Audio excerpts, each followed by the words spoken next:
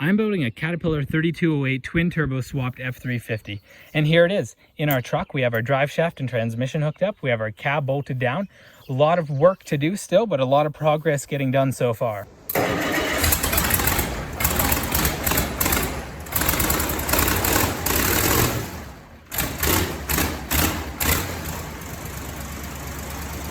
Now that this engine and transmission are mounted, I obviously need to find a way to hook up the drive line.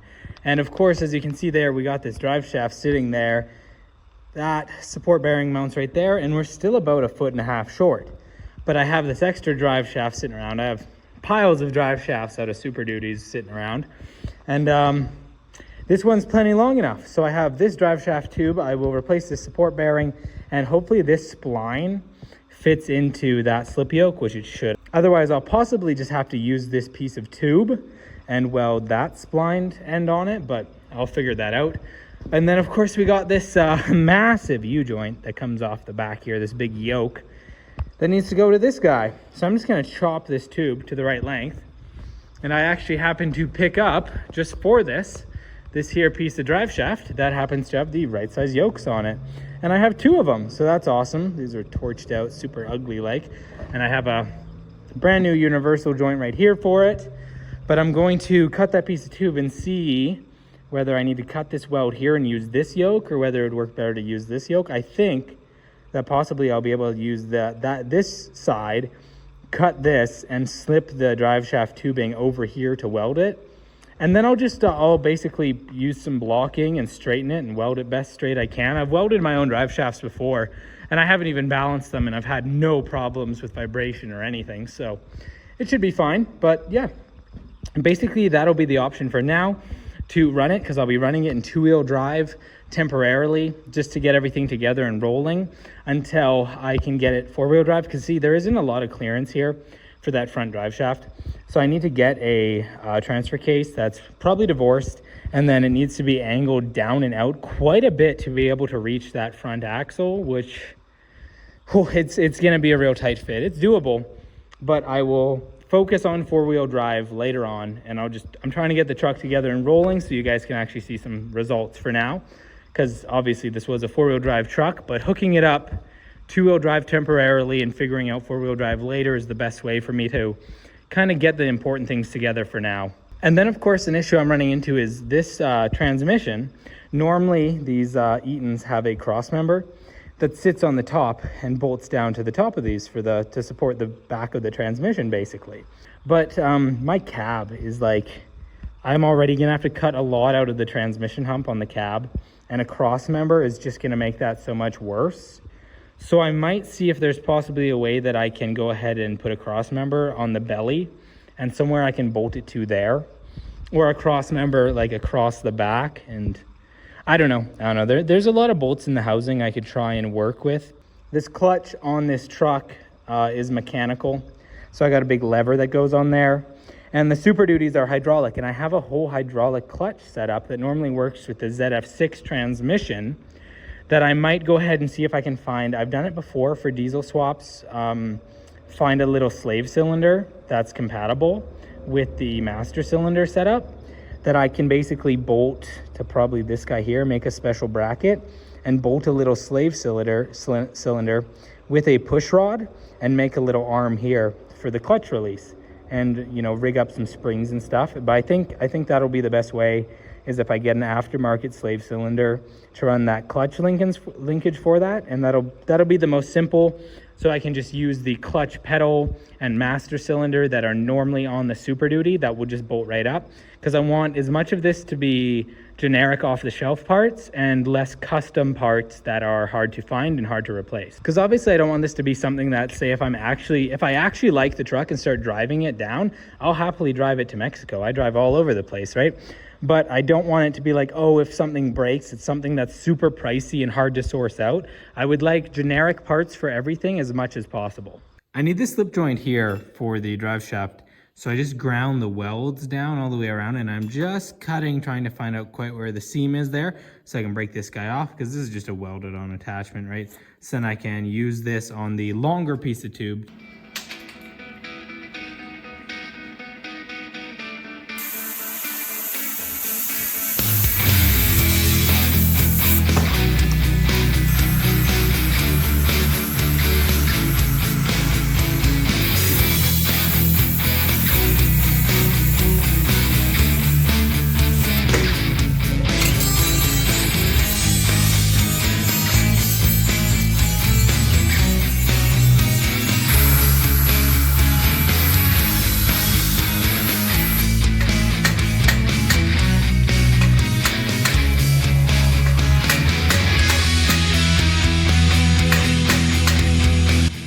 setup I have currently for welding the drive shaft. See, I got 2 pieces of pipe here just clamped together on each end.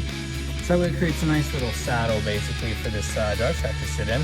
And what I'm gonna do is just keep turning it with, I could go find my dial indicator, but I'll probably just use a micrometer or a tape measure right in between here.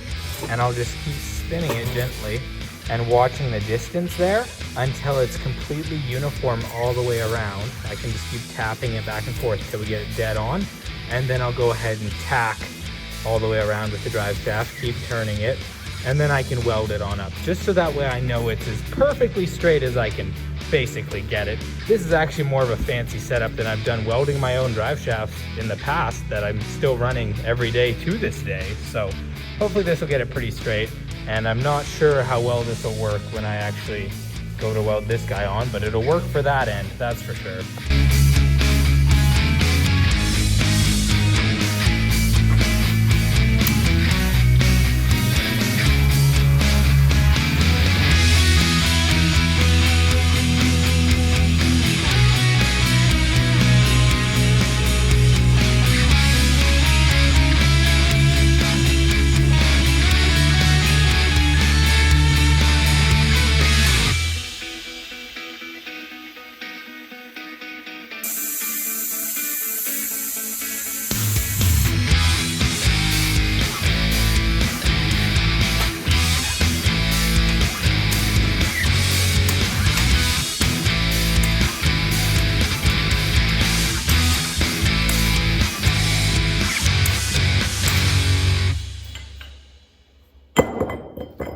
I'm having fun with this drive shaft here because I got to separate those 2 halves, but the splines are just seized right in there, or maybe the nylon's melted from us torching it out.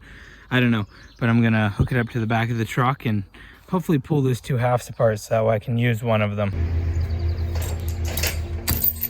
Well, I'm gonna be honest, that was less exciting than expected. It's crazy because I yanked at that as hard as I could and it just wouldn't come apart, but obviously that pulled apart really easily. So I have 2 good yokes, and I think I'm going to end up using this one right here. This is actually going to work out a lot better than I expected. See, this here's the slip yoke, and it happens to be, I thought it would be, it needs a little bit of polishing down, but a nice tight fit inside of this drive shaft tube, like a tight, almost press fit into here. So clean the paint off there, and I'll basically figure out the length, cut the drive shaft to length, and shove that guy in there, make sure it's perfectly straight, and weld it on in. And of course this is just a slip yoke all the way through, and generally you want your drive shaft to be sealed, so I will cut out a little circle plate and weld that cap in the end here, so that way it's airtight. But that should be perfect and work out even better than I expected. Obviously this tube is longer than it's gonna be. It's probably gonna end up being cut about there once I figure out the exact measurements, but that yoke fits inside of that drive shaft tube flawlessly. So yeah, that's pretty straightforward from here, really. You can literally just take the same rear drive shaft that I was using before, don't have to modify that at all, hook that on up to the support bearing, and throw in that front drive shaft to the transmission, and she'll be just good to go from there. The length from the support bearing to the center of the yoke will be a total of 45 inches, and this yoke here, from here to here, is 7.5 inches. So anyways, measured that out, measured minus what it would be, and we're gonna cut right there all the way around. Basically, yeah, I'll do that. I'll press that guy in there, get it lightly tacked up, and then I'll test it out just to make sure we're good to go with that length.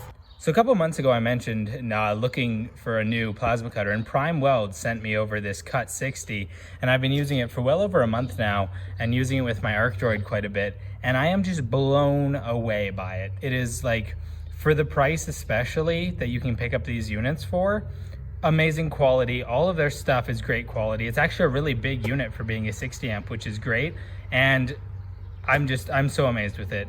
Definitely the closest you can get to a $10,000 plasma cutter for 1/10 the price.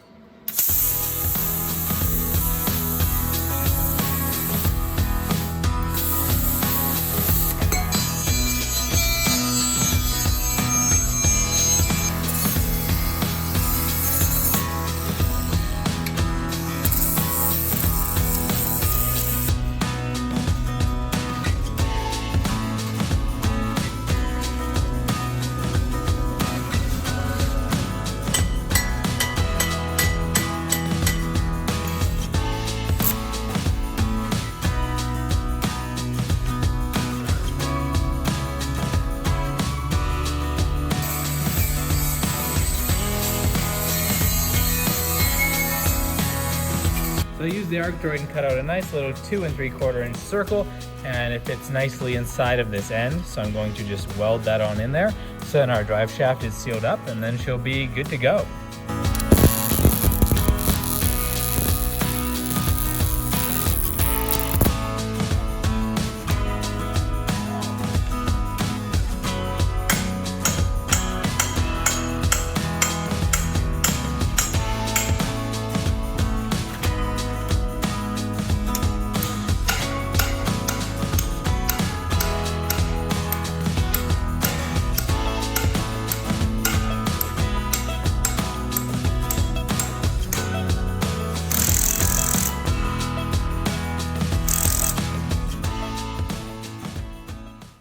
Coating the outside of these caps with some anti-seize, so that way they're easier to remove in the future, unlike the ones that were in this drive shaft.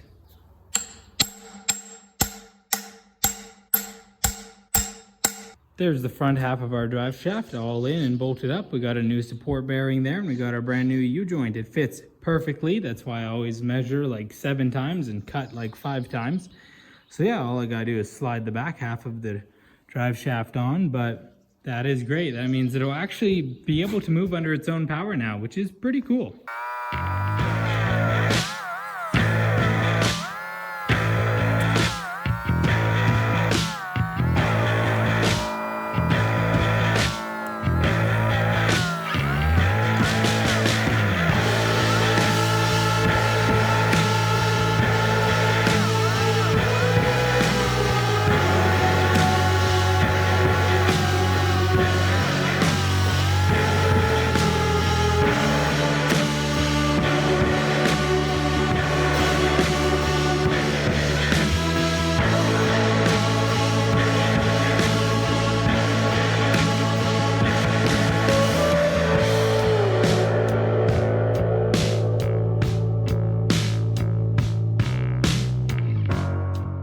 So basically, I'd say this thing only needs like a 14-inch body lift. Would you agree with that? Yeah.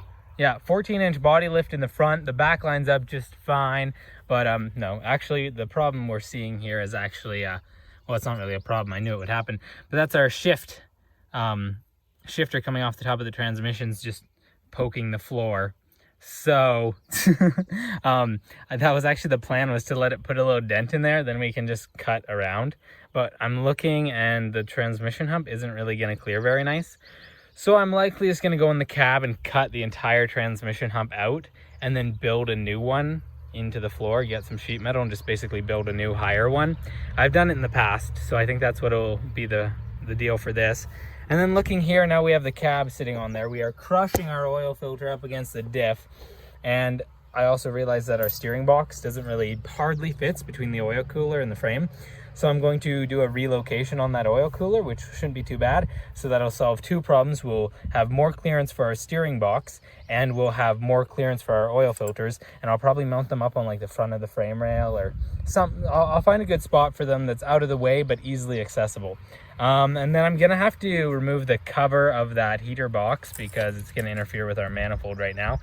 Not sure what I'm gonna do about that in the future. Maybe I'll be able to fit it back in there afterwards, or maybe there'll be room just without the plastic cover on it. Our steering shaft is really close with our manifold. We'll see once the steering box is in there. If I have to heat and tap parts of that manifold in to kind of make clearance, I can do that. It's not a big deal. Otherwise, it actually doesn't fit in the engine bay too bad at all. Where I put this front cross member does interfere with these lower rad mounts, but that's okay because we can bring the rad forward since there's going to be no intercooler at this point, or I can just tuck them under there and possibly make it work. We'll see.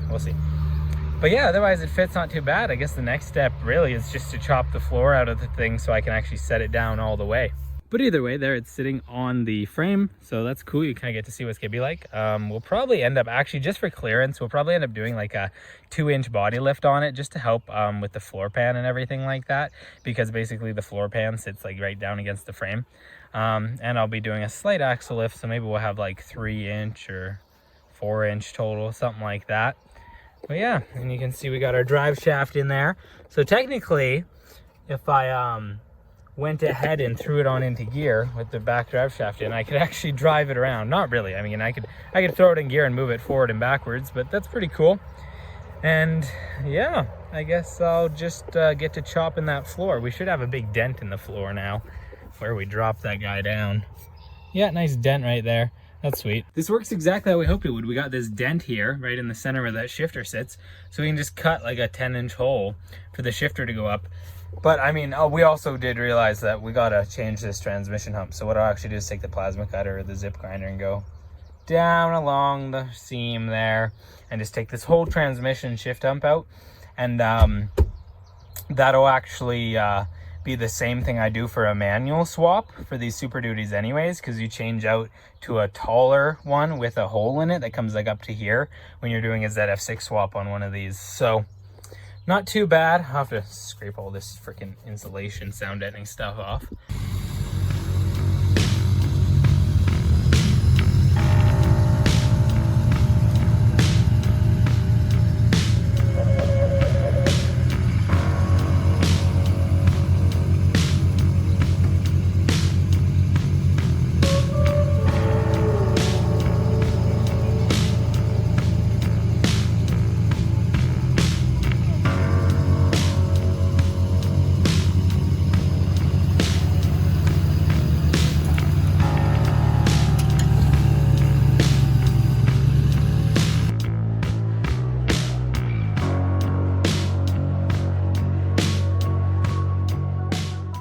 Look at that beefy drive shaft. It's so funny. We're going from this freaking like 6-inch wide yoke to a 4-inch tube drive shaft, and then down to a freaking 1.5-inch spline. I guess we'll see if it tears out the old drive shaft. I'll just upgrade the whole thing. I'll make a custom flange and just use big spicer joints all the way back. And of course, when we do 4x4, I'll either end up making a married transfer case, or I will find a divorce transfer case and I'll end up just hacking this guy, or using the other yoke I have and making a little intermediate shaft to go into the transfer case. But for now, this was a quick, easy solution, and it's gonna work for now. And by the looks of our minimal clearance in there, I don't think we're gonna want to go with a top mounted cross member. I think we're gonna want something belly mounted to hold it up, because we really don't have room for like anything in here at all. Oh, and then yeah, our clutch clearance is gonna be very minimal. I might just have to chop like way more out of the floor, have like a big freaking transmission hump in there. We're looking at about 20 inches wide that needs to be to clear all of this. And then from the transmission shifter back, oh, only like a foot. Oh, we don't have to come back very far that way at all. That's cool. Okay. So, because we have our nice dent, we know where everything lines up to. We can literally come into this nice cab here. And 20, oh yeah, we can, oh totally, okay. Yikes, yeah, okay, we're gonna have to like actually take that, all of that out. Then we only come back like a foot here. So I can actually cut nicely along this seam, like that, down, and this entire transmission hump, which is exactly what I do for the ZF6 swap, so that's no biggie. And then I'll probably use some like, I don't know, 20 gauge steel or whatever to build this up, and we'll probably only come up a few inches, which of course is gonna mess with the carpet. And honestly, if I had another shift hump from a ZF6, I would be curious about actually trying that out. We will remove this heater core box, because that interferes. Maybe remove the steering shaft bottom rad mounts. Oh yeah, and chop those rad mounts, I guess. Oh, you don't think we can like pull it forward and kind of like... Well, it'd be possible. It'd be kind of more. I just don't want to chop them in case I can use them. Oh, look at this guy's so flimsy. We can just pry bar that guy out there almost. No, figure it out. Put a hydro boost on here instead of that vacuum boost, and then figure out how to plumb that all in. This How's the hydro boost work exactly?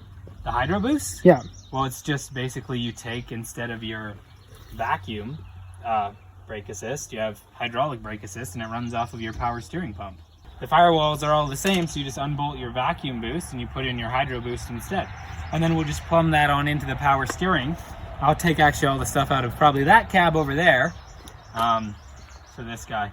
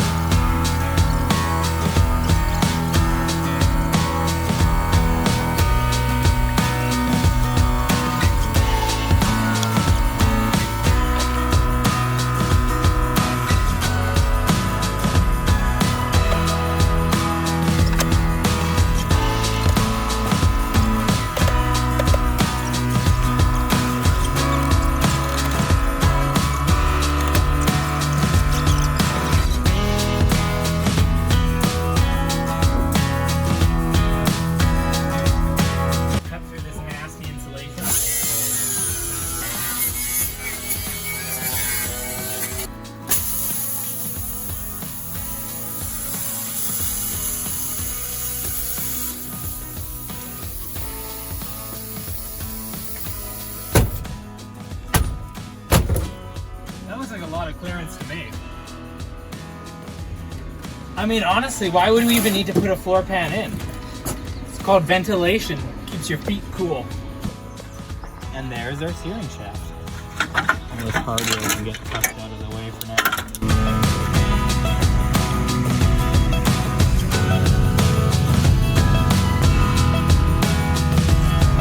It's doing a wheelie.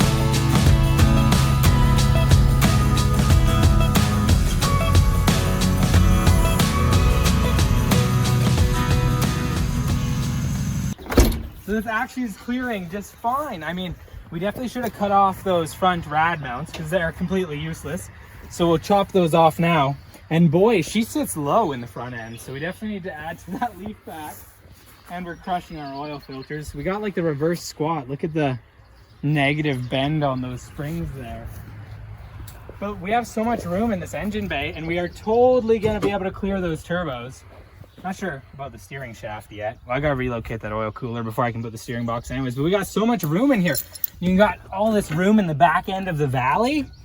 That's so sweet. Look, yeah, so our turbos will totally clear under the hood without even Plenty of chopping room the to hood. ever put down pipes or whatever you decide. Yeah, in the future. exactly. Those down pipes can totally fit down both sides, which is sweet. This is awesome. This is so great.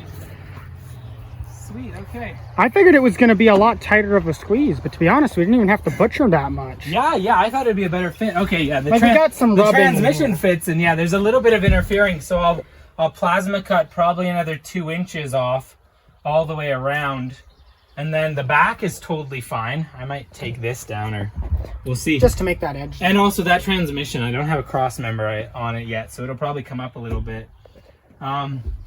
But that totally works. We're gonna have to though. Look at the shifter so close to this dash. It's gonna have to. Oh, it actually has No, it the has adapter. the back. Yeah, it has so it pulls it the backwards. adapter that actually pushes it back here. Yeah, so I mean, this brake controller might have to be relocated, but that's totally gonna work. Like, that's actually gonna freaking work. Sweet. It's awesome.